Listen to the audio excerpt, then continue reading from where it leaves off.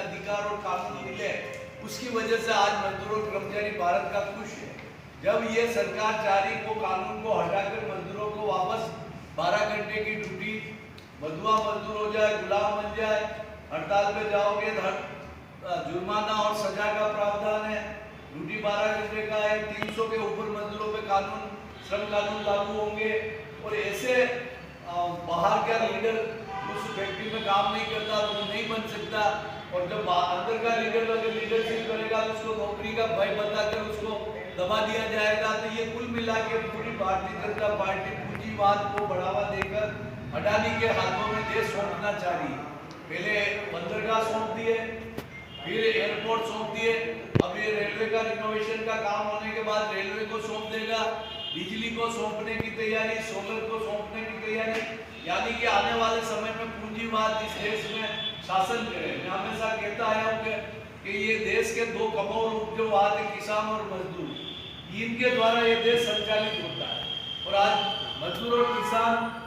की जो ताकत है उसको कमजोर करके पूंजीवाद के दो हाथ बनाए जा रहे हैं। शरीर के अगर ये हाथ नहीं हो तो हमारा शरीर बेकार हो जाता है, उसी तरीके भारत के ये हाथ बेकार करके पूंजीवाद के दो हाथ अडानी और अंबानी के लगाने की साजिश रची जा रही है, जिसको हमको पुरजोर शब्दों में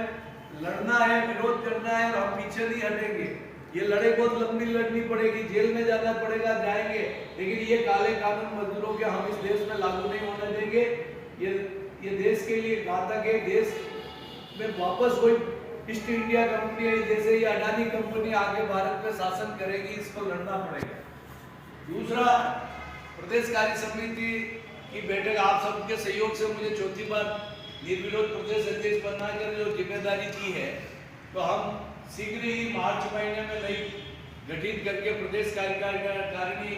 रेड्डी साहब से अनुमोदित करवाने के पश्चात प्रथम बैठक हम मार्च में जयपुर में बुलाना चाहते हैं। वैसे 4 प्रस्ताव आए प्रदेश कार्य समिति की, लेकिन मैं चाहता हूँ कि प्रथम मीटिंग नव गठित कार्यकारिणी के प्रदेश पदाधिकारियों की बैठक जयपुर में होनी चाहिए, और उस जयपुर में हमारे इस कार्यक्रम के शपथ ग्रहण समारोह में हम उसमें विशेष करके गहलोत साहब को या टीकाराम जी को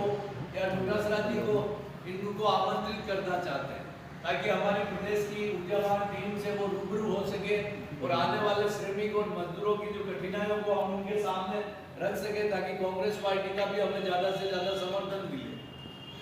तो उसके लिए भी मेरा निवेदन है कि आप चारों बड़े भाई संगठन, 4 बड़े संगठन, बड़े भाई प्रदेश स्तर के, चाहे प्रांतीय दल हो, चाहे प्रांतीय बिजली फेडरेशन हो, चाहे प्रांतीय PWD हो, चाहे प्रांतीय रोडवेज हो, ये बड़े फेडरेशन है, बड़े भाई है। इसके बाद जो छोटे भाई है,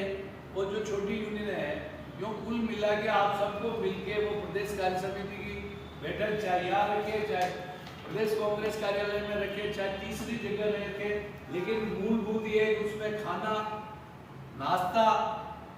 और मान सम्मान जो करने पड़ते साफे वगैरह, ये सारी व्यवस्थाओं के हिसाब से फ्लैक्स होल्डिंग है, ये सारी चीज़ों को अपने को करने का एक बजट बनाना चाहिए, और उस बजट के अनुसार अपने संगठनों को ये मौका कब आता है, पिछली मीटिंग की उसके बाद लंबे समय के बाद ये मौका आया। तो मुझे विश्वास है कि जयपुर के आप लोग उसको होस्ट करेंगे, आयोजित करेंगे, और वो सफल करेंगे, और आपके साथ